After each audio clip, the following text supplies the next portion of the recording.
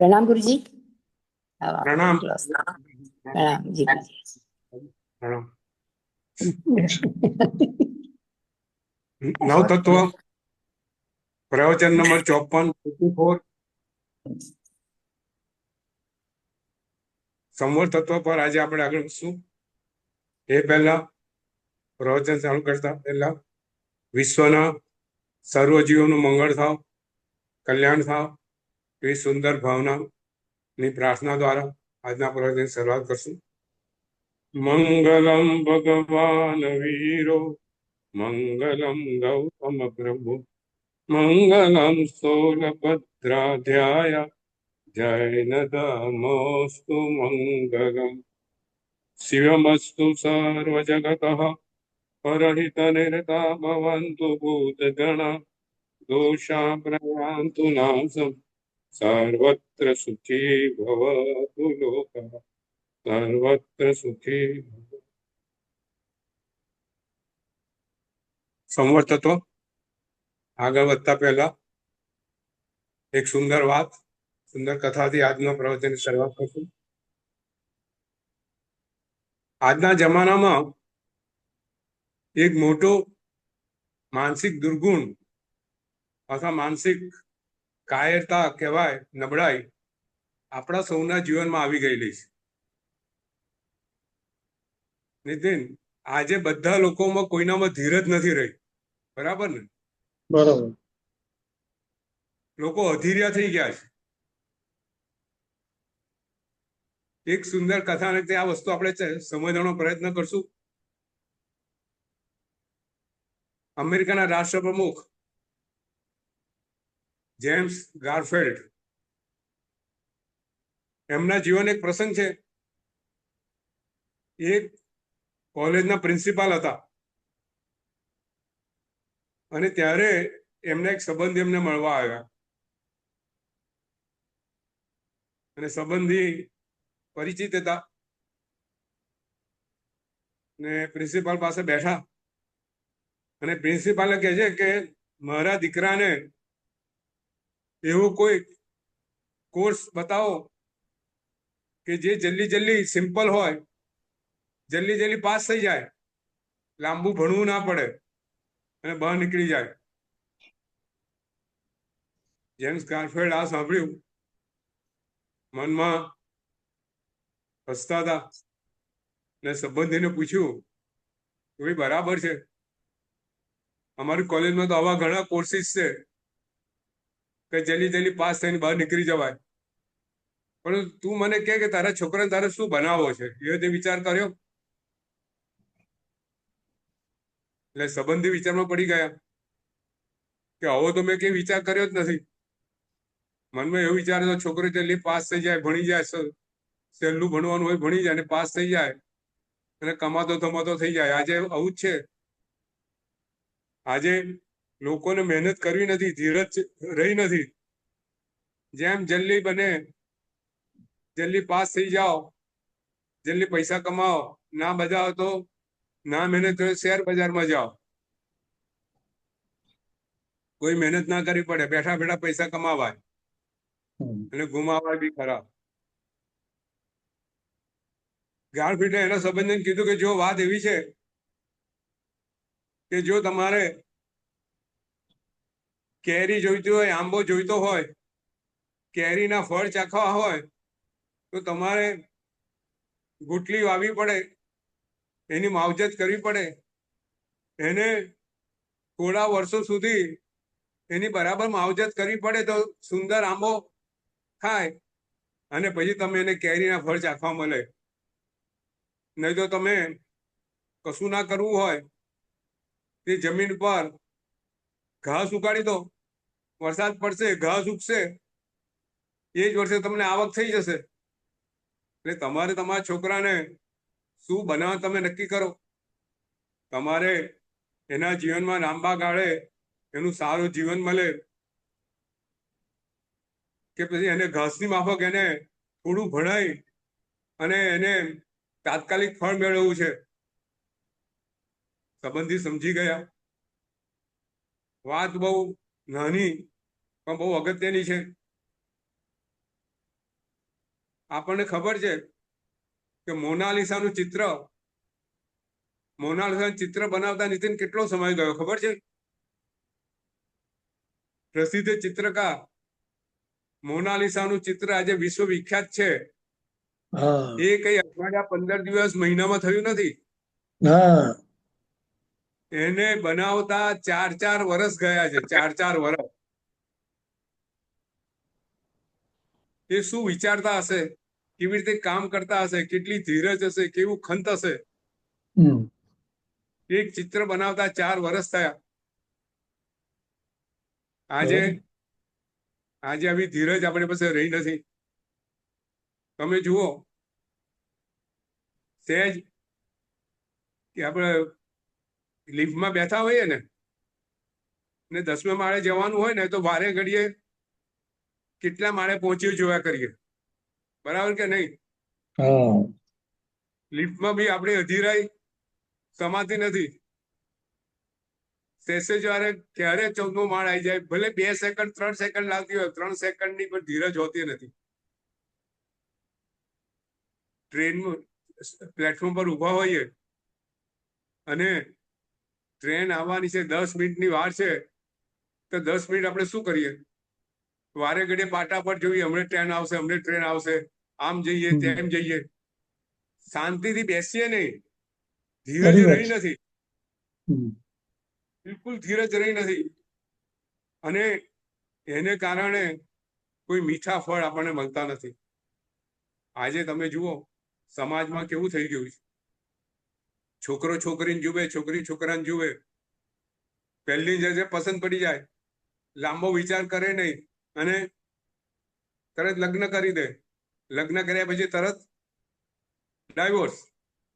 બધું ફટાફટ, કશું ધીરજ નહીં, ક્યાંય વિચારે નહીં, કશું કરે ફટાફટ થઈ જવું, જલ્દી પૈસા વાળા થઈ જવું, જલ્દી કાર આવી જાય.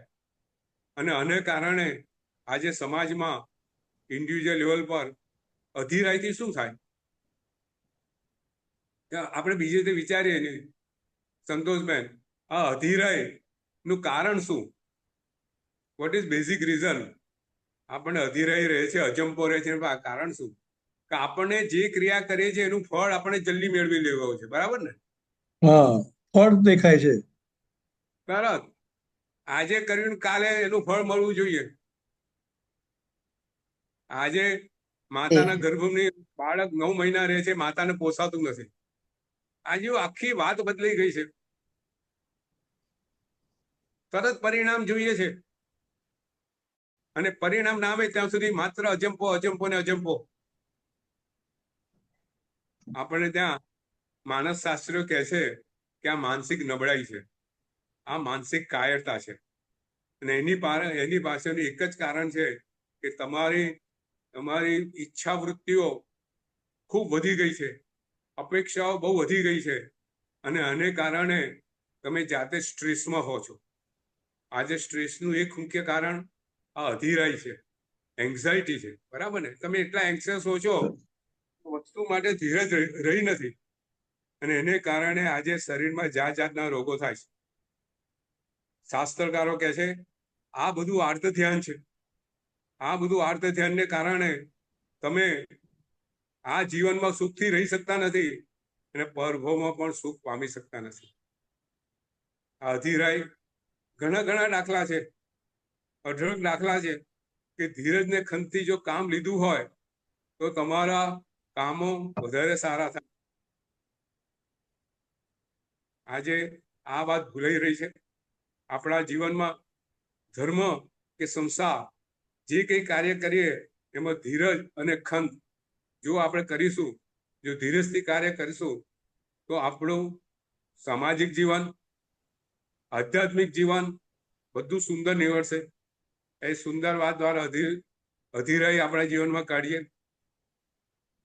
અને આપણું જીવન વધારે ઉજ્જવળ બને એવી શુભકામનાથી આજે 9 તત્વનું સંવર તત્વની સવાલ કરીએ. ગઈ વખતે સંવર તત્વની વાત કરેલી. સંવર તત્વ એટલે જે ઓપનિંગ છે એના દરવાજા, જે બોટલ છે એનું ખુલ્લું મોઢું છે, એનું ઢાંકણા, એ બધા સંવર કહેવાય. તો નીતિન એક પ્રશ્ન શાસ્ત્રકારોએ કર્યો છે કે ભાઈ આશ્રવ કેટલા છે? આશ્રવ 42 છે, બરાબર ને? હા અને સંવર કેટલા છે? ગઈ વખત વાત કરી હતી. સંવર કયા કયા? ફરીથી 5 સમિતિ, 3 ગુપ્તી, 3 ત્રણ ગુપ્તી, પછી 22 પરિસર, 22 પરિસર, પરિસર, પછી પછી 10 10 10 ધર્મ, ધર્મ, 12 ભાવના, 12 ભાવના 12 ભાવના અને અને 5 ચિત્ર, 5 ચારિત્ર. ચારિત્ર. 57. કેટલા થયા? 57. 57. તો પ્રશ્ન એ છે, શાસ્ત્રકારોએ પ્રશ્ન કર્યો જાતે કે ભાઈ ઓપનિંગ 42 છે, તો આ એના ઢાંકણા 57 કેમ? નીતિન, હા હા, જો હા આશ્રવ 42 ઠેકાણે ઓપન છે એના, તો 57 દરવાજા કેમ? બરાબર ને? બરોબર. એક સુંદર રીતે સમજાવ્યું છે. કેટલાક આશ્રમ એવા છે, તમે જુઓ, આજે આપણે બજારમાં દવાની બોટલ લેવા જઈએ ને, તો કોઈ વાર એને એક ઢાંકણું હોય, તો કોઈ વાર 2 ઢાંકણા હોય છે ને, બરાબર સીલ કરેલું હોય, નથી હોતું? હા હોય છે ને? તો કોઈ બોટલને 2 ઢાંકણા હોય, બરાબર? બબ્બે હોય છે. એવી કેટલાક આશ્રય એવા હોય કે એને 2 દરવાજાની જરૂર પડે, બરાબર છે? બરાબર. એટલે શાસ્ત્રકારોએ આ આશ્રમને 42 પ્રકારના આશ્રમને ઢાંકવા માટે 57 જેટલા સંવર બતાવ્યા છે. ગઈ વખતે આપણે એમાંથી જો સંવરમાં છે ને, એક સુંદર વાત મને વાંચવા મળી છે કે આ સંવર આપણા ગુણ સ્થાનક સાથે સંકળાયેલા છે. જેવી રીતે આશ્રવ ગુણ સ્થાનક સાથે સંકળાયેલ છે ને, એવી રીતે સંવર પણ ગુણ સ્થાનક સાથે સંકળાયેલા છે. આપણે એક રીતે સંવર, જો ચોથા ગુણ સ્થાને કઈ વસ્તુ રોકાય? સંતોષબેન, ચોથું ગુણ સ્થાનક હોય ત્યારે વીરતી રોકાય, મિથ્યાત્વનો સંવર થઈ જાય. વીરતી રોકાય છે, વીરતી. ના, ચોથા ગુણ સ્થાને મિથ્યાત્વ, સમ્યકતા આવે. હા, અને રોકાય એટલે કે ના, રોકાય એટલે કે તે મળતું નથી, આવતી મિથ્યાત્વનો નથી. સંવર થાય. બરાબર. ચોથા ગુણ સ્થાને મિથ્યાત્વનો સંવર થાય, મિથ્યાત્વ એક રોકાય, થી બરાબર? 1 થી 4 પર આવે એટલે મિથ્યાત્વ જાય. બરોબર. મિથ્યાત્વ જાય એટલે ચોથા ગુણ સ્થાને મિથ્યાત્વનું સંવર થાય, બરાબર? પછી 5મા અને છઠ્ઠા ગુણ સ્થાને શેનું સંવર થાય? અવિરતીનું, બરાબર ને? આત્મા વિરત થઈ જાય એટલે છઠ્ઠા ગુણ સ્થાને અવિરતીનું સંવર થાય. 7મા ગુણ સ્થાને શેનું સંવર થાય? પ્રમત અવસ્થાનું સંવર પ્રમત થાય, પ્રમત બરાબર? બરાબર. પછી 11મા 12મા ગુણ સ્થાને શેનું સંવર થાય? બધા કશાયનું, કસાય. કસાયનું. કશાય. જો જો આ વસ્તુ કેમ લઈએ છે, આપણને સંવરની, આપણને એની ખ્યાલ આવે કે આ સંવર ગુણ સ્થાનક સાથે કેવી રીતે સંભળાયું, બરાબર? 11મા 12મા ગુણ સ્થાને કસાયનું સંવર થાય અને 14મા ગુણ સ્થાને યોગનું યોગનું, સંવર થાય. યોગનું, યોગ, યોગ. યોગનું. અયોગી થઈ જાય, બરાબર? ખ્યાલ આવી ગયો? હવે ગઈ વખતે બીજી એક વાત કરી હતી કે યોગ શાસ્ત્રમાં આચાર્ય કલિકાલ સર્વજ્ઞ હેમચંદ્ર સ્વામી મહારાજ સાહેબે 2 પ્રકારના સંવર કીધેલા. કયા કયા? દ્રવ્ય અને ભાવ. દ્રવ્ય અને ભાવ. દ્રવ્ય સંવર એટલે શું? ઉદ્ગલો, કર્મોનું ઉદ્ગલ. પૂતગળ, જે કર્મ પૂતગળ સ્વરૂપ છે, આત્મા પર આવતા હોય એનો પ્રવાહ રોકો, એ જે પ્રવાહ કર્મના પૂતગળો રોકાય એ દ્રવ્ય સંવર. અને ભાવ સંવર એટલે શું? આત્માના રાગાદી અધ્યવસાય. ભાવ, રાગાદી ભાવ. હા, મિથ્યાત્વ રોકવું, આ જે કહ્યું તે કસાય રોકવો, એ બધું ભાવ સંવર, બરાબર ને? બરોબર. પ્રમાદ રોકવું, એ બધું ભાવ સંવર, બરાબર? સંતોષબેન, તો હવે 9 તત્વમાં જે સંવર બતાવ્યા કે સંવર કેટલા? 57 કીધા. એમાં સૌથી પહેલા આપણે 5 સમિતિ અને 3 ગુપ્તીની વાત કરીએ છીએ. 5 સમિતિમાં ગઈ વખતે ઈર્યા સમિતિની આપણે વાત કરી હતી, બરાબર? બરોબર. ઈર્યા સમિતિ એટલે ઈર્યા એટલે ગમણાગમન, હાલતા ચાલતા, દોડતા, ઉઠતા બેસતા, જે કઈ જીવ પોતાની જાગૃતિ રાખે અને જીવોની હિંસા ન થાય એ પ્રકારની જાગૃતિ રાખે, એ બધું ઈર્યા સમિતિ, બરાબર? બરોબર. અને આપણે વાત બી કરી કે હિરિયા સમિતિમાં શું કાળજી લેવાની હોય. મુનિ ભગવંતો એમની અપ્રમત અવસ્થા એ દ્વારા હિરિયા સમિતિનું કેવી રીતે પાલન કરે છે. તો સૌથી પહેલા કેવા રસ્તે ના જાય? સૌથી પહેલા અંધારામાં ના જાય. અંધારામાં ના જાય. પછી અજાણ્યા રસ્તે ના જાય.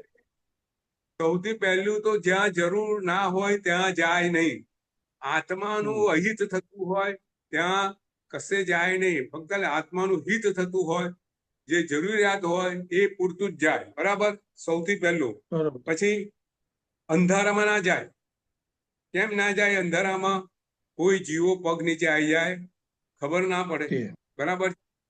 પછી જે રસ્તે અવર જવર ન થતી હોય એવા રસ્તે ના જાય. જે રસ્તે અવર જવર થતી હોય, જે રસ્તો પગદંડી હોય, એટલે ત્યાં બીજા જીવોનો હરવા ફરવાનું બંધ થઈ ગયેલું હોય એવા રસ્તે જાય. પછી આગળ ચાલતી 3.5 ફૂટ, બરાબર, 3.5 ફૂટ સુધી નજર રસ્તા પર હોય. બરાબર છે. પછી લીલોતરી વાળા રસ્તે ના જાય. પછી ઘાસ ઉગ્યો ના જાય. જ્યાં બીજ રોપણ થયું હોય એવા રસ્તે ના જાય. પાણી હોય ત્યાં ના જાય. સરસ. ભીની માટી પર ના જાય. પછી બૂટ ચંપલ પહેરીને ન ચાલે. બરાબર. આ બધી કાળજી લે. બરાબર છે. જો શાસ્ત્રકારે બહુ સુંદર વાત કરેલી છે. આપણે એક વખત આ વાત કરી કે નહીં મને ખબર નથી, પણ મુનિ જીવનની અંદર મુનિ ભગવાન પોતાની પૂર્ણ જાગ્રત અવસ્થામાં ચાલતા હોય અને એ વખતે એમના પગ નીચે કોઈ જીવ આવીને મરી ગયો. સંતોષબેન, બને ને? અલ્પ કર્મ કેમ કે ભાવ નો થાય. અલ્પ કર્મ બંધ. અચાનક જીવ આવી ગયો, પગ મૂકવા જાય ને નીચે દેડકું આવી ગયું દોડતું દોડતું એકદમ. એ પહેલા 2 સેકન્ડ પહેલા હતું નહીં, તો પગ નીચે આવીને મરી ગયું. બને ને? બને બને. તો એ મુનિ ભગવાન ને કેવું કર્મ બંધાય? બહુ અલ્પ કર્મ બંધાય, કારણ કે ઉપયોગ તો હતો જ. હા, બહુ સરસ. હવે વખતે એમને પુણ્ય કર્મ બંધાય, બહુ મામૂલી કર્મ બંધાય. અને આપણે લોકો બિલકુલ પ્રમાદ અવસ્થા હોય, વાતચીતો કરતા ચાલતા હોઈએ, નીચે ધ્યાન ના રાખતા હોઈએ, અને કોઈ જીવ કશું ન મરે છતાં પણ આપણને અપ્રમત અવસ્થા આપણી છે, પ્રમાદ અવસ્થા છે. આપણે જીવ હત્યાની કાળજી, જીવોની કાળજી નથી લીધી, એટલે આપણા કર્મો ગાઢ બંધાય. આ બહુ સુંદર વાત કરેલી છે શાસ્ત્રમાં. એટલે આપણે હાલતા ચાલતા આપણે આપણી નજર રસ્તા પર રાખવાની, બિલકુલ અપ્રમત અવસ્થામાં આપણે બી ચાલવાનું. જો અર્ણિકા પુત્ર ગઈ વખતે વાત કરેલી આપણે, અને સ્ટોરી થોડી અધૂરી હતી. આપણે ત્યાં સુધી વાત કરી કે પુષ્પચૂલા સાધ્વી એને કેવળ જ્ઞાન પ્રાપ્ત થયેલું છે, અને અર્ણિકા પુત્ર આચાર્ય પાસે ગોચરી લઈને આવે છે વરસાદની અંદર. અને અર્ણિકા પુત્ર આચાર્ય પુષ્પચૂલા સાધ્વીને પૂછે છે, પોતે બહુ પ્રાજ્ઞ છે ગુરુ ભગવાન, કે તમે આ વરસાદમાં કેવી રીતે ગોચરી લઈને આવ્યા? તમને દોષ લાગશે, મને કેટલો દોષ લાગશે, બહુ દુઃખ છે. ત્યારે પુષ્પચૂલા સાધ્વી અર્ણિકા પુત્ર આચાર્ય કહે છે કે હું અચિત પાણી પર ચાલીને આવીશું. સાધુ ભગવાન સચિત પાણી પર ચાલે નહીં. તો અર્ણિકા પુત્ર આચાર્યને આશ્ચર્ય થાય છે કે તમને આ અચિત પાણી જેવું જ્ઞાન કેવી રીતે આવી ગયું? ત્યારે વાત કરે છે કે મારી પાસે આ કેવળ જ્ઞાન છે. પૂછે છે પ્રતિપાતી કે અપ્રતિપાતી? કે અપ્રતિપાતી. હવે વાત આજે આપણે એ કરવી છે. અર્ણિકા પુત્ર આચાર્ય પૂછે છે કે તો મને કેવળ જ્ઞાન ક્યારે મળશે? પુષ્પચૂલા સાધુ કહે છે કે હે ગુરુ ભગવાન, આપ જયારે ગંગા નદી ઓળંગશો ત્યારે તમને કેવળ જ્ઞાનની પ્રાપ્ત થશે. અર્ણિકા પુત્ર આચાર્ય ખૂબ ઉંમર છે એમની, એ ચાલી શકે બહુ એવી પરિસ્થિતિ બહુ ઓછી છે. પણ પુષ્પચોલા સાધુએ વાત કરી એટલે પોતે ધીરે ધીરે ધીરે ચાલતા પોતે હવે રાહ જોતા નથી. પોતાને કેવળ જ્ઞાન મેળવવું છે એ ગંગા નદીને કિનારે આવે છે અને ગંગા નદીને પોતે હોડીમાં બેસે છે અને સામે અને જાય પુષ્પચોલા કીધું છે કે તમે ગંગા નદી પાર કરશો એટલે તમને કેવળ જ્ઞાન થશે. એ હોડીમાં બેઠા છે.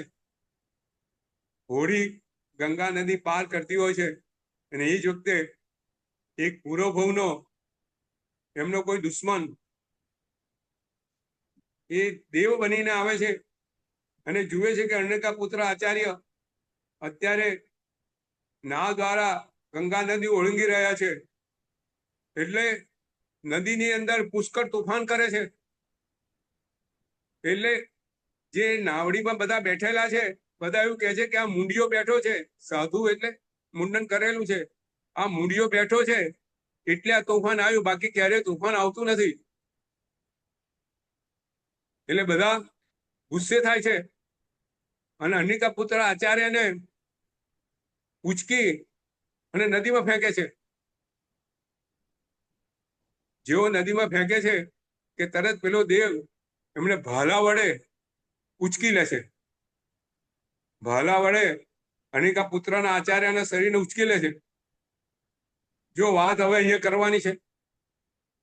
ભાલા વડે ઉચકે છે અને એ વખતે શરીરમાંથી લોહી બધું ગંગા નદીમાં પડે છે. અર્ણિકા પુત્ર આચાર્ય પોતે પુષ્કળ સંભાવમાં છે. પોતાના કર્મો ખપી રહ્યા છે એ તરફ એમનું પૂરી જાગૃતિ છે અને હવે વખતે વિચાર કરે છે.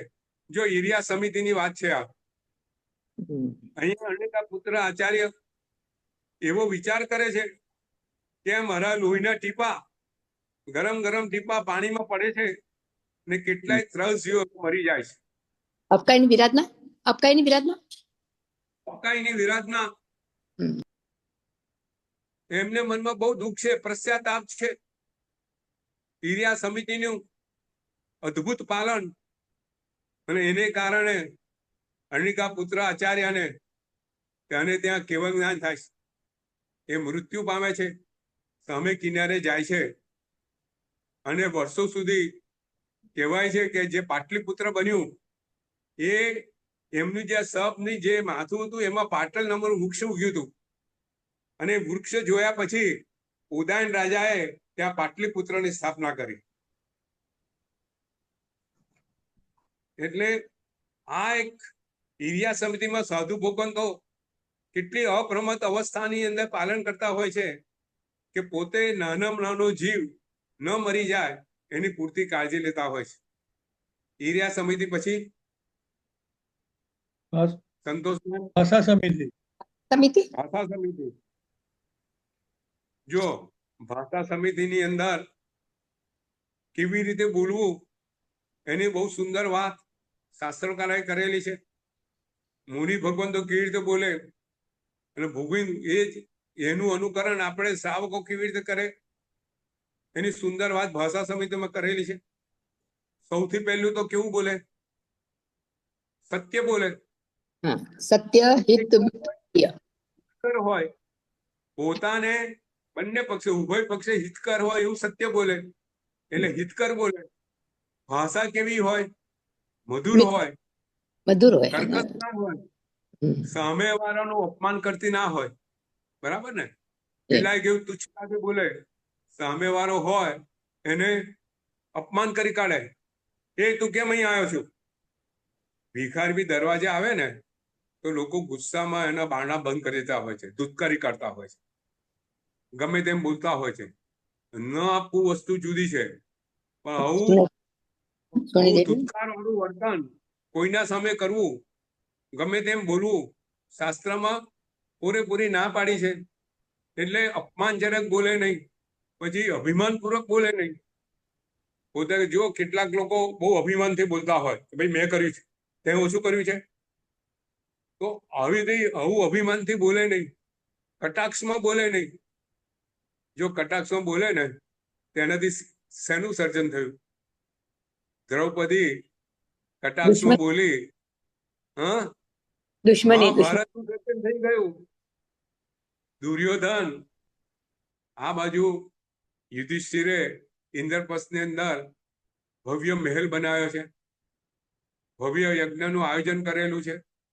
અને એ વખતે કૌરવ અને એ બંને વચ્ચે ઇન્દ્રપ્રસ્થ રાજ આ લોકોને મળી ગયેલું છે.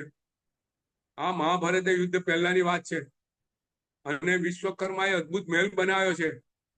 મહેલ એવો બનાવ્યો છે કે જ્યાં એને લાગે કે આ ચાલવાનું છે ત્યાં પાણી હોય, અને જ્યાં પાણી હોય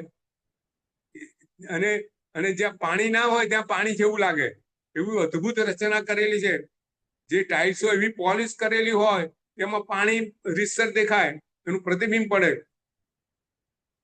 દુર્યોધન ને કૌરવો આ મહેલ જોવા અંદર આવે છે, અને જ્યાં પાણી નથી ત્યાં પાણી સમજીને પોતાના ધોતિયા ઊંચા કરે છે.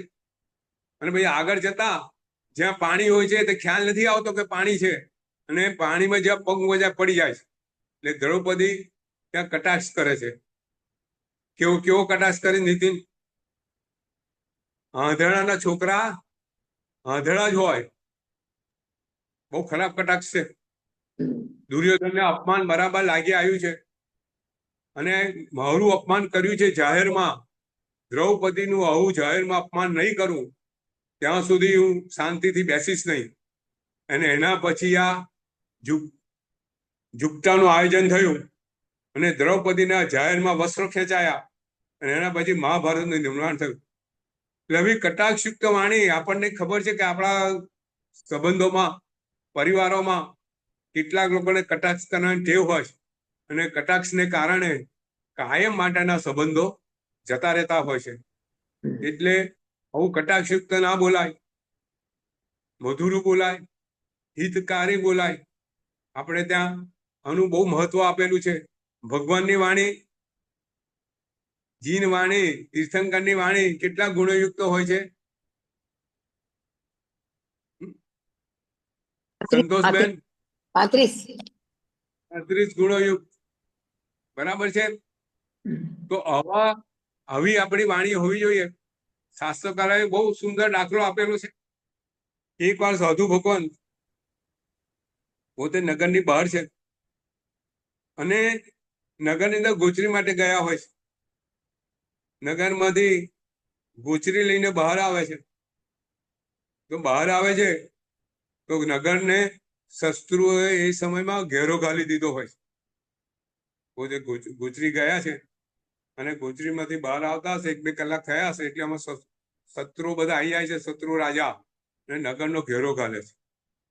એટલે સાધુ ભગવાન બહાર આવેલા જુએ છે, એટલે ત્યાંનો સેનાપતિ સાધુ ભગવાનને ઉભા રાખે છે, વંદન કરે છે, અને પૂછે છે કે ગામની અંદર કેટલા હાથી ઘોડા છે? ગામની અંદર શસ્ત્રો સૈનિકો કેટલા છે તમે જોયા? ખાવાનું પીવાનું કેવું છે? એટલે સેનાપતિ આ નગરની આર્થિક ભૌગોલિક પરિસ્થિતિનો ખ્યાલ કે જેથી આક્રમણ કરી શકે. શું કરવાનું સાધુ ભગવાન? સત્ય બોલવાનું. આ બંનેનો દાખલો. શું કરે સંતોષબેન? શું બોલે? સાધુ ભગવાન જવાબ આપ્યો. નીતિન સાંભળો. સેનાપતિને કહે છે કે સેનાપતિ, અમારી નજર, અમે ચાલીએ ત્યારે રસ્તા પર હોય છે, માર્ગ પર હોય છે, આજુબાજુ અમે જોતા નથી. આજુબાજુ શું ચાલી રહ્યું છે અમને ખ્યાલ હોતો નથી. એટલે અમને ત્યાં કેટલા હાથી, કેટલા ઘોડા, કેટલું સૈન્ય અમને ક્યાંય ખબર નથી. અમે અમારી ગોચરી લેવા માટે ગયા હતા, ગોચરી લઈને પાછા આવ્યા છે. જુઓ, એક વચન સાધુની ઈર્યા સમિતિની ક્રિયા અને ભાષા સમિતિ કેવું મોટું દૂષણ બચાવી દે છે. એટલે ભાષા સમિતિ ત્યાર પછી શું આવે છે? કૃષ્ણ એસના સમિતિ. એસના સમિતિ. જો એસના સમિતિ આપણા માટે જાણવું બહુ જરૂરી છે. એસના સમિતિ એટલે શું? સાધુ ભગવંતો આહાર ગવેષણા માટે ગવેષણા કરે. ગોચરી માટે જે ફરે એના માટે શું કરવું એની વાત છે. તો એક તો વિધિપૂર્વક આવવાનું જવાનું તો બરાબર છે, પણ ઘેર આવ્યા પછી કેવા પ્રકારનો આહાર લેવો એના 42 દોષો બતાવ્યા છે. આપણે 42 દોષો તો એક એક પછી એક આપણે, પણ મુખ્ય જે વાત છે આપણે સમજવાનો પ્રયત્ન કરીએ કે આપણને ઉપયોગી લાગે. બરાબર છે. તો સૌથી પહેલું, સાધુ ભગવંતો અભક્ષક કોઈ બી ખોરાક લે નહીં. બરાબર. કેટલા અભક્ષ્ય છે સંતોષબેન? 22. 22 અભક્ષ્ય. બરાબર. આપણે ડિટેલમાં નહીં જઈએ, છતાંય 22 અભક્ષ્ય કયા કયા? પહેલા તો અનંતકાય, પહેલા તો અનંતકાય.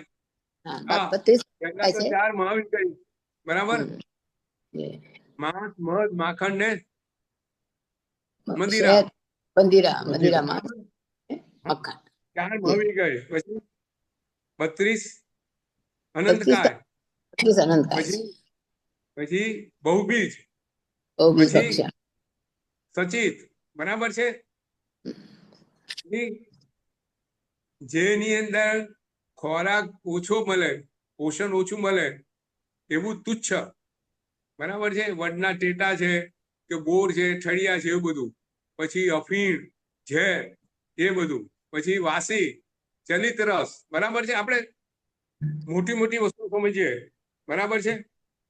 આ બધી વસ્તુઓ, અભક્ષ્ય વસ્તુઓ, સૌથી પહેલું સાધુ ભગવાન અભક્ષ્ય વસ્તુ લે નહીં. બરાબર છે. બીજું, અભક્ષની સાથે કોઈ વસ્તુ રાખેલી હોય તો સાધુ ભગવાન લે નહીં. બરાબર છે. કોઈની ઘેર હોય તો અભક્ષ વસ્તુ ખાતા હોય. અજયની ઘેર ગયા છે તો ત્યાં અભક્ષ વસ્તુ સાથે ભક્ષ વસ્તુ પડેલી હોય, એનો સંયોગ થયેલો હોય, સંસર્ગ થયેલો હોય, એકબીજાને અડેલીને પડેલી હોય, તે વસ્તુ બી સાધુ ભગવાન લે નહીં. બરાબર છે.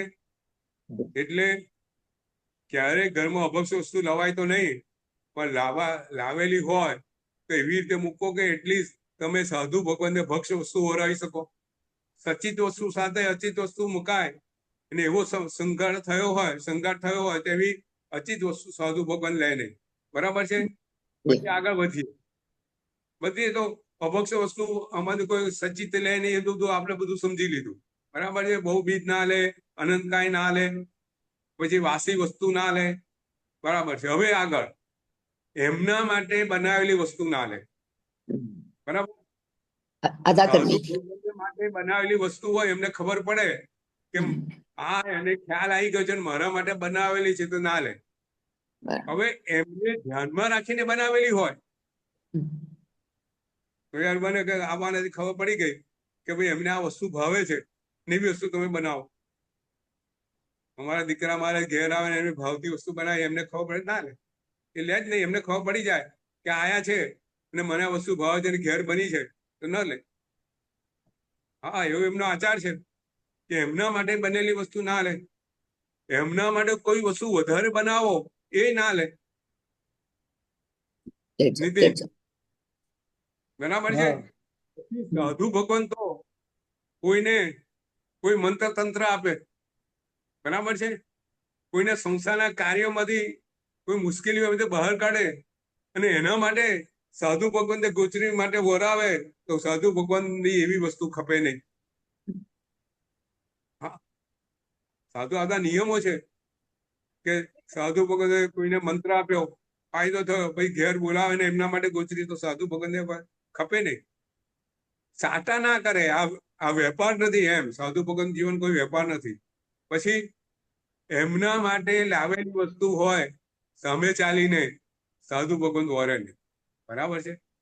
આ બધામાં ક્યાંક અપવાદ હોય, કોઈ કારણસર સાધુ ભગવાન માંદગી હોય તો એવી વખતે લેવી પડે તો એ અપવાદ રૂપ લે કરે કે બી ખરા કે ભાઈ તમે આજે એમને દવા ચાલે છે તો મગનું પાણી જરૂર છે તો મગનું પાણી. તો આ બધું અપવાદ રૂપ છે. પણ જે રાજમાર્ગ છે આ બધું દોષ ગણાય. અને સાધુ ભગવાન બનાવેલી વસ્તુ સામે લાવીને વસ્તુ એ બધી વસ્તુ વરે નહીં. હવે બીજી વસ્તુ કે તમે ઘરમાં છે, સાધુ ભગવંત આયા, જો અંધારામાં રહેલી વસ્તુ વરે નહીં. અંધારામાં ક્યારે સાધુ ભગવંત વરે નહીં. અજવાળું થયું હોય ત્યારે જ વરે, ને સૂર્યાસ્ત ને 45 મિનિટ 48 મિનિટ પહેલા વરે. બરાબર છે સંતોષબેન? જી ગુરુજી, જી ગુરુજી. જી. ગઈકાલે અને આપણે હા, લાઈટ સાંભળો. ગઈકાલે ના આવ્યા પછી આપણે સાંભળો, light હા હા ગઈકાલે નીતિન. રત્નસુંદર મહારાજ સાહેબનું વ્યાખ્યાન હતું ગઈકાલે. હા ગઈકાલનું વ્યાખ્યાન સાંભળજો. હા એમને જ્યારે હોસ્પિટલમાં દાખલ કરેલા હા ત્યારે એ જે ડોક્ટરે એમને વોરાવેલું હા એની વાત છે. એમનું હા. વ્યાખ્યાન સાંભળજો ગઈકાલનું. હા હા ચોક્કસ બહુ ચોક્કસ. સરસ છે વ્યાખ્યાન ગઈકાલનું. એટલે આ બધી વસ્તુ, ધારો કે સાધુ ભગવાન ઘરમાં આયા ને થોડું અંધારું છે, તો એક તમે લાઈટ ના કરી શકો, નહીં કરી શકીએ. તમે કશી વસ્તુ અડકી ના શકો, અને જો લાઈટ હોય તો બંધ ના કરી શકો.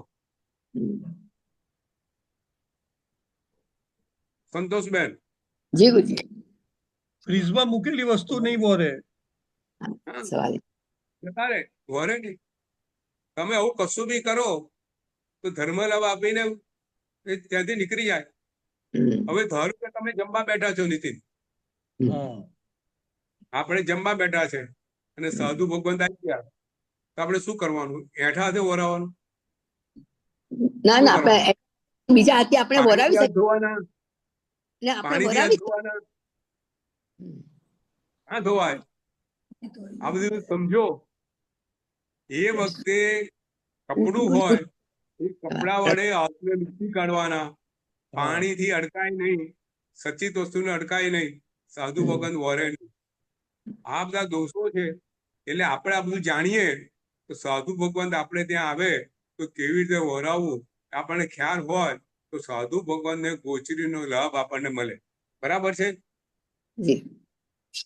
બરાબર છે. હવે આ એસના સમિતિ થઈ, આપણે મોટી મોટી વાતો કરી છે.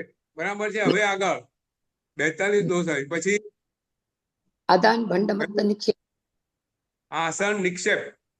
બરાબર છે. એટલે આ જો મોટે ભાગે આમ તો સાધુ ભગતના જીવનની વાત છે, પણ મોટા ભાગની વસ્તુઓ આપણને લાગુ લાગે પડે છે, લાગુ પડે. પડે છે. બરાબર છે. આસન નિક્ષેપ એટલે શું કે સાધુ ભગવાન તો પોતે જે કઈ વસ્તુ વાપરે, એમનો પાત્રા છે, પછી ઓઘો છે, જે કઈ આપણે દંડાસન છે, આસન છે, એ બધી વસ્તુનું એમને પ્રમાર્જના કરવાની હોય. લેતા મૂકતા વાપરતા એમાં નાનો જીવ ના રહી ગયો હોય તો એનું પ્રમાર્જના કરે, એનું પડીલેહન કરે. પડીલેહન કેવી રીતે કરે? તો અપ્રમસ્ત અવસ્થામાં કરે. જો જ્યારે સાધુ ભગવાન પડીલેહન કરે ને ત્યારે મૌન હોય. નીતિન, કેમ મૌન હોય? વાતો કરતા કરતા પડીલેહન કરે તો પાછા જીવની અપકાય ની આપણે પાછું બોલીએ છીએ એટલે જીવની હત્યા થાય બાઈકાને. પ્રમાદ અવસ્થા થઈ. વાતો કરતા કરતા ચાલે, વાતો કરતા કરતા બોલે તો શું થાય? તો ત્યાં કોઈ જીવ રહી ગયો હોય તો ધ્યાન ના રહે. એટલે જ્યારે પડીલેહન કરે ત્યારે પોતે પોતાનું ધ્યાન કપડા પર હોય, મૌન હોય. એ સિવાય બીજી કોઈ વસ્તુમાં એમનું ધ્યાન ના હોય. આ થઈ અપ્રમાદ અવસ્થાએ. આ થઈ આસન નિક્ષેપ સમિતિ. એટલે વસ્તુઓ એ છે ને ઘસડે નહીં. સાધુ ભગવાન તો કોઈ વસ્તુ ઘસડે ના? ઘસડે. નીતિન, ઘસડે તો શું થાય? નીચે જીવ હોય મરી જાય. બરાબર ને? ફેંકે નહીં. હા, બરોબર. નીચે ફેંકે નહીં. કેમ ના ફેંકે? નીચે કોઈ જીવ હોય મરી જાય. આ બધું ઔચિત્ય ના કહેવાય. બરાબર ને? ઘસડે નહીં, ફેંકે નહીં, ઉછાળે નહીં. બરાબર છે. આ બધી ભૂમિને વસ્તુ પણ પોતે કેવી રીતે વાપરે, ભૂમિને પણ પ્રમાદ ના કરે. ભૂમિને સમાજ ના કરે. વાપરતી વખતે પોતે બરાબર એનું ધ્યાન રાખે. નાનામાં નાનો જીવ એમાં મરી ના જાય. કાંજો કાઢે ત્યારે પ્રમાર્જના કરે. બિલકુલ સાચીને કરે. અને કેટલા જીવો પાછા ગણે ખબર છે ને, કેટલા જીવો ઔષધમાં બી આ કરવાનું હોય છે. પોતે જયારે કાંજો કાઢે કેટલા જીવ મર્યા એટલા એ પ્રમાણે એની પ્રાયશ્ચિત આવે. બરાબર છે. હવે છેલ્લી અને સમિતિ 5 કઈ પારિષ્ટાપન. પરિષ્ટાપની. ઉત્સર્ગ સમિતિ. ઉત્સર્ગ. બરાબર. હા, પોતાના શરીરની અંદર જે અશુચિ છે, ઠંડીલ છે, માતૃ છે, કફ છે, બરાબર, કાનમાંથી મેળ છે, આ બધું જે અશુચિ શરીરમાંથી નીકળે એ અશુચિને કેવી રીતે એને પરઠવાની, એનો કેવી રીતે નિકાલ કરવાનો, એ બધું આ સમિતિમાં આવે છે. બરાબર છે. ખોરાક આહાર બી કોઈ વાર સાધુ ભોગનનો વધે તો એને વધી કેવી રીતે કરવાનું, એ બધું આ ઉત્સર્ગ સમિતિ અંદર સાધુના આચારમાં આવે છે. બરાબર છે. તો એની અંદર કીધું છે કે સાધુ ભગવાન આ બધી વસ્તુઓ એક તો એક નિર્જીવ ભૂમિ હોવી જોઈએ, જ્યાં કોઈનો અવર જવર ના થતી હોય, સૌથી પહેલી વાત. પછી એ ભૂમિ પર જીવો ના હરતા ફરતા હોય, તો તે ભૂમિને પરમારજે. પછી આ વસ્તુ ત્યાં નાખે, એના પર માટી થાકી દે, અને આ રીતે ત્યાં કોઈ જીવ ના આવે એની કાળજી લે. આપણે ત્યાં ધર્મરુચિ અણગારનો બહુ સુંદર પ્રસંગ છે. ધર્મરુચિ અણગાર પોતે ગોચરે નીકળ્યા છે, અને કદાચ એમને માસક ક્ષમણ હતું. સંતોષબેન બહુ ખ્યાલ નથી, પણ એ અગત્યનું નથી. હા, એમને પણ અંતરાય હતી. અંતરાય હતી એમને. હા. કોઈ જેની સાથે જાય તો કોઈને ગોચરી મળે જ નહીં. એમને અંતરાય હતી. અને પછી ના, એક વાર મળી ગઈ એમને. એક વાર. હા, દંડન મુનિ.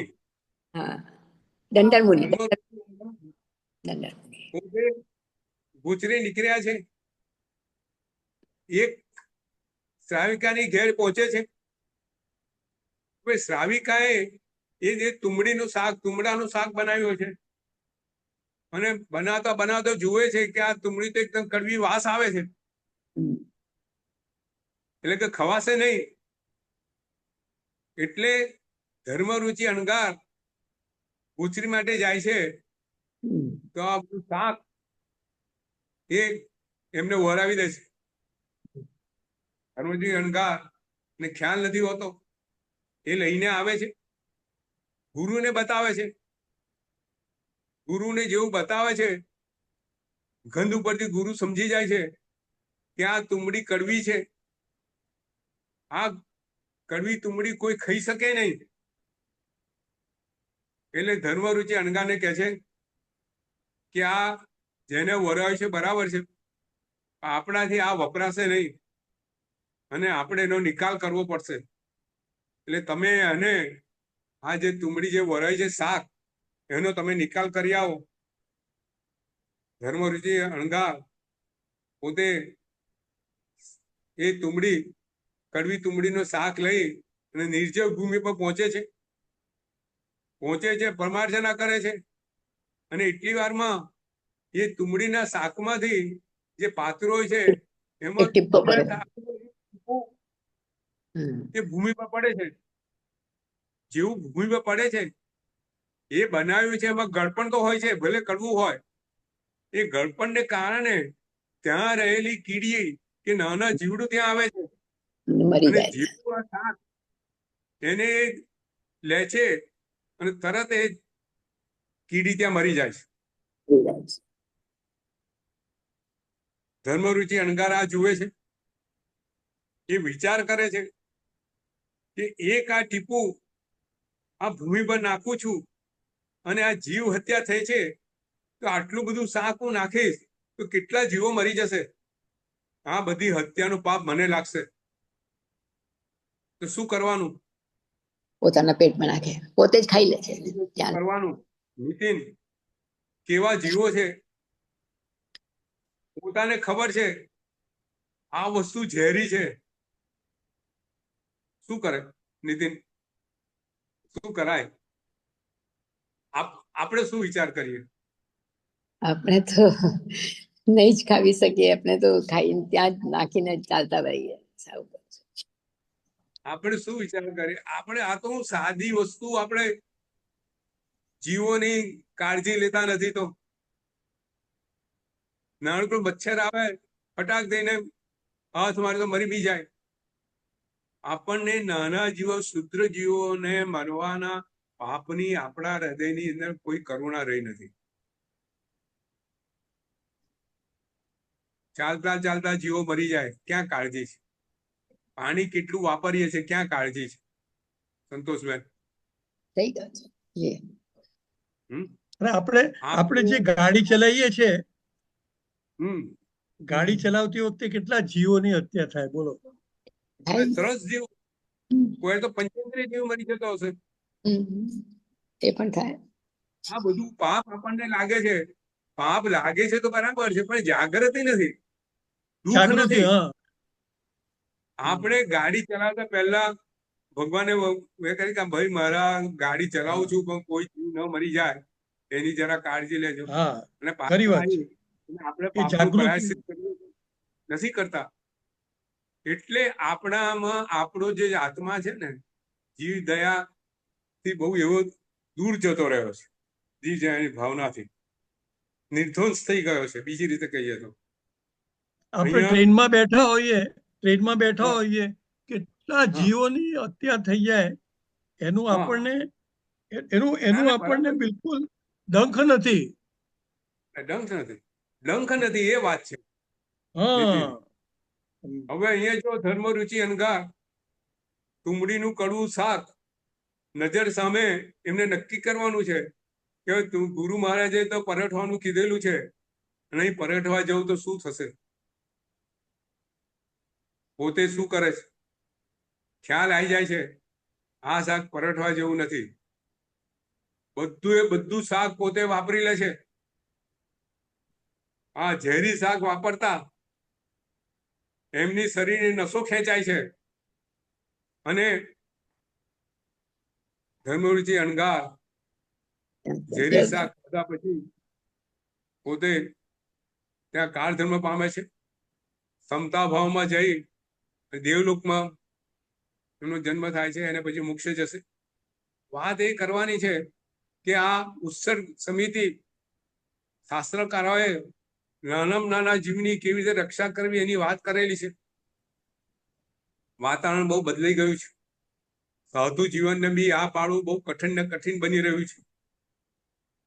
કાયદા બદલાઈ રહ્યા છે, રહેવાની પદ્ધતિઓ બદલાઈ રહી છે, સંયમ જીવન પર કુઠરાઘાત થઈ રહ્યા છે. વિહારમાં, ગોચરીમાં, આ બધી સમિતિમાં બધું પાળવાનું સંયમ જીવનમાં વધુ ને વધુ કઠિન જતું જાય છે. આપણા જીવનમાંથી તો બધું નાશ પામી રહ્યું છે. નીતિન, પહેલાનું જીવન હતું ને, મને ઘણી વખત વિચાર આવે નીતિન, સંતોષબેન, આપણું 100 વર્ષ કે 150 કે 200 વર્ષ પહેલાનું જીવન, આપણા પૂર્વજો જે રીતે જીવતા હતા એને અત્યારના જીવનનો પુષ્કળ ફેરફાર થઈ ગયો છે. બરાબર છે? બરાબર. જો ઘરમાં પંખા કશું હતું નહીં, સમજો, ઘરમાં લાઈટ હતી નહીં, બરાબર છે? આપણે ચાલતા, આપણું મોટરમાં જતા હતા કે બધે ચાલતા જતા હતા? એક ગામથી બીજે ગામ ચાલતા, ગાડામાં જતા હતા, અથવા ગાડામાં અથવા ચાલતા. બરાબર. પગમાં મોટે ભાગે કોઈ ચંપલ નતું પહેરતું. બરાબર. ઠંડી બધા ગામની બહાર જતા હતા. બરાબર.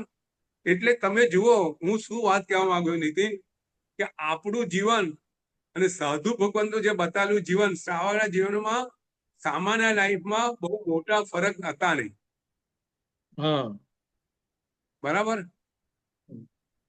અને સંયુક્ત કુટુંબ જીવતા હતા. ગોચરી પાણી સાધુ ભગવાનને ખૂબ આરામથી મળી જતા હતા. 15 જણ ખાવા વાળા હોય, 10 જણ ખાવા વાળા હોય, એમાં સ્વાભાવિક રીતે 2-3 જણનું ખાવાનું વધારે જ બનતું હોય. ખરી વાત છે. અને કાયમ ખાવાનું બનતું હોય. આજે પરિસ્થિતિ કેટલી બદલાઈ ગઈ છે. અમને કહેતા, અત્યારે કોઈ સાધુ ભગવાન વાત થાય તો વચ્ચે એક સાધુ ભગવાન કહેતા કે પંકજ, અમે ગોચરે જઈએ ને 11 વાગે કોઈ લઈને જાય તો શ્રાવકના ઘર ખોલે બી નહીં. એ અમારી સાથે ભાઈ હોય ખોલે તો ત્યાંના બેન બહારથી જ ના પાડી દે, કશું ખાવાનું નથી બન્યું. એટલી ખરાબ પરિસ્થિતિ છે. બે બે સાધુ ભગવાનને 10 રોટલી જોઈતી હોય ને 5 રોટલી 10 ઘર ફરે ને તોય ન મળે. એક હું તો હું થી 2 જણ ઘરમાં રહેતા હોય, 2 જણ નોકરી કરતા હોય, બપોરનું ખાવાનું તો બનાવવાનું જ ના હોય, બનાવેલું લઈને જતા રહ્યા હોય.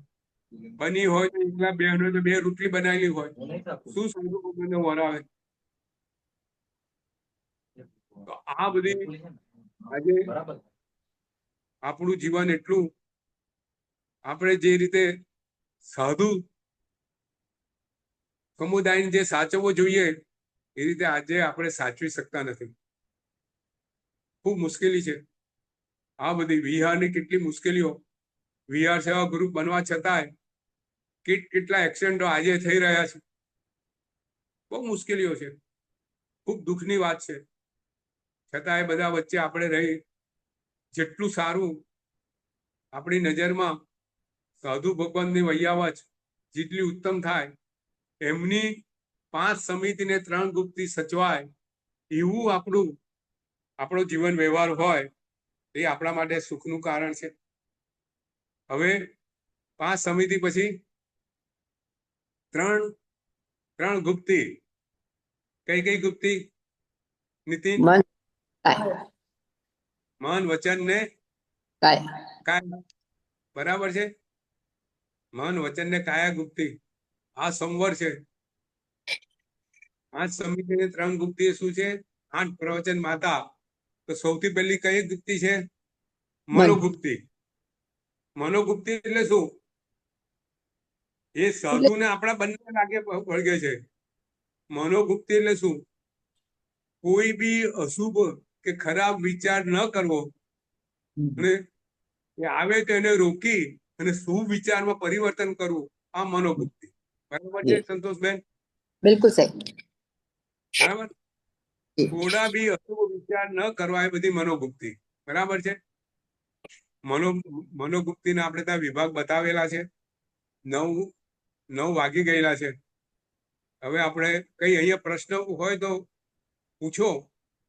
તો આવતી વખતે 3 ગુપ્તી અને પછી 22 પરિસર લઈશું. ત્યાર પછી 12 ભાવના સુંદર ધર્મ. ખૂબ સુંદર વસ્તુઓ છે. એક સુંદર વસ્તુઓ છે.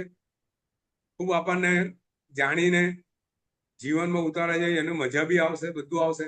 અહીંયા કઈ પ્રશ્ન હોય તો પૂછો, તો જેથી પછી આવતી વખતે આપણે મનોગુપ્તિ, વચનગુપ્તિ 3 ગુપ્તિઓ લઈએ અને પછી આપણે આગળ વધીએ. બેન, રીતુબેન, નીતિન,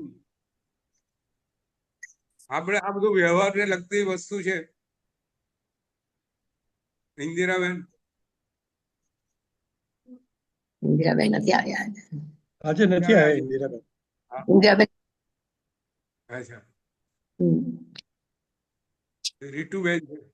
હા, રીતુ પૂછો. સંતોષબેન, નીતિન? ઉત્સર્ગ એટલે શું? ઉત્સર્ગ એટલે ત્યાગ કરવો. ત્યાગ કરવો. છોડવું એમ. નિકાલ કરવો. નિકાલ કરવો. અચ્છા. નિકાલ કરવો. ઉત્સર્ગ એટલે વસ્તુનો નિકાલ કરવો. તો કઈ વસ્તુ નિકાલ કરવો? અનુપયોગી વસ્તુને કેવી રીતે નિકાલ કરવો એની કાળજી રાખવી. કેવી રીતે કાળજી, કઈ કાળજીપૂર્વક કઈ રીતે નિકાલ કરવો?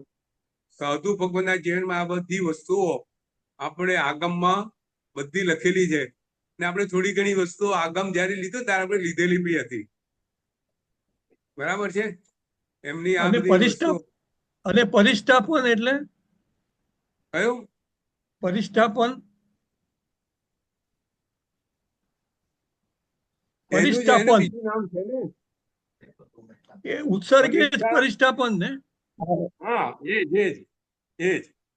હવે તું કે મને પરીક્ષાનો અર્થ મને ખબર નથી.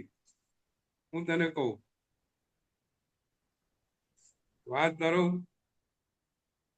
ઉત્સર્ગ સમિતિ, એમાં તો ઉત્સર્ગ સમિતિ આમાં નથી લખ્યું. પારિષ્ઠા એટલે પણ ઉત્સર્ગ ફેંકવું, કેવી રીતે નાખવું. પરીક્ષા નિકાય સમિતિ એવું આવે છે ને સંતોષબેન? પારિષ્ઠા પનિકા સમિતિ. પારિષ્ઠા પનિકા પરિષ્ઠા સમિતિ. પનિકા, હા, એટલે પારિષ્ઠા પરિષ્ઠા પારિષ્ઠા પનિકા સમિતિ. પરિષ્ઠા હા. પનિકા છે ને, એટલે પરિષ્ઠા હા. પન એટલે શું એમ? હા. પારિષ્ઠા પનિકા, પારિષ્ઠા એટલે તો ફેંકવું થાય ગુરુજી, નહીં? ફેંકવું, વિસર્ગ, ઉત્સર્ગ કરવું, પરિષ્ઠા ફેંકવું. પરિષ્ઠા હા. એટલે એ છોડવું હા. નહીં, છોડવું. હા, છોડવું, હા. નાખવું, ક્યાં કરવું, એ જ. છોડવું, નાખવું, એ બધું નિકાલ હમ. કરવો. અને હા. આઈ થિંક એટલે એટલે પનિકા એટલે કાળજી રાખવી, મારા ખ્યાલથી કાળજી રાખવી, પનિકા એટલે ઉપયોગ કાળજી રાખવી. કાળજી, બરાબર. ઉપયોગ રાખવો, ઉપયોગ રાખવો. ઉપયોગ રાખો. હમ પનિકા એટલે ઉપયોગ રાખો. હમ એટલે નિકાલ કરતી વખતે વસ્તુ નિકાલ કરી શું ઉપયોગ રાખો, એ બરાબર છે. ઉપયોગપૂર્વક એટલે છોડ, હા, ઉપયોગપૂર્વક. જોઈએ. એટલે આખી બધી વસ્તુ છે ને, આખું સાધુ જીવન કેવું છે? જીવ દયા, જીવની હિંસા ન જાગૃત થાય, રહેવું, જાગૃત, જીવની હિંસા ન હંમેશા જાગૃત રહેવું, થાય. જેથી આત્માનું વહિત ના થાય. બરાબર. કોઈ બી પ્રવૃત્તિ કરો એમાં તમારી જાગૃતિ, અપ્રમત અવસ્થા, એ સાધુ જીવન.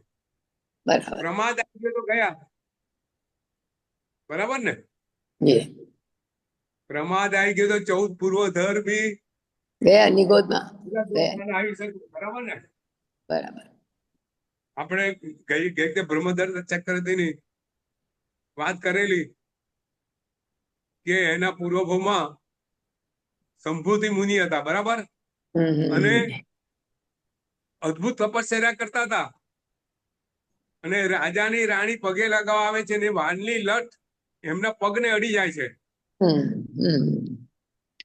અને અહીંયા પ્રમાદ આવી જાય છે. મનમાં વિચાર કરે છે કે રાણીની વાણીની લટ આટલી સુવાણી છે, તેનું શરીર કેવું હશે, અને શરીરનું ભોગ કેમ ના ભોગવું.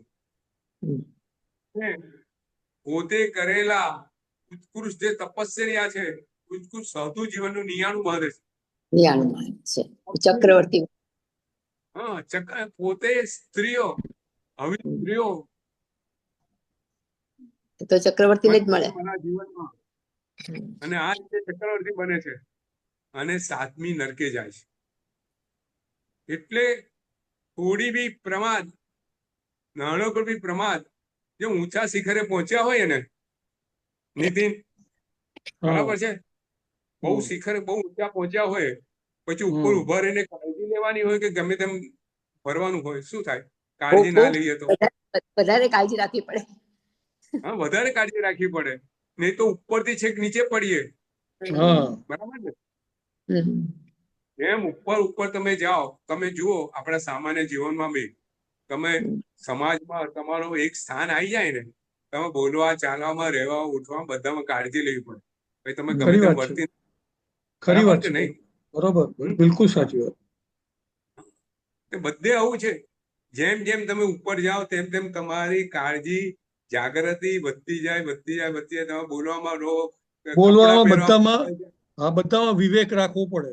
વિવેક, ઔચિત્ય, વિનય. તમે ગમે તેમ બોલી ના શકો, ગમે તેમ ખાઈ ના શકો. બરાબર છે? ખરી વાત છે.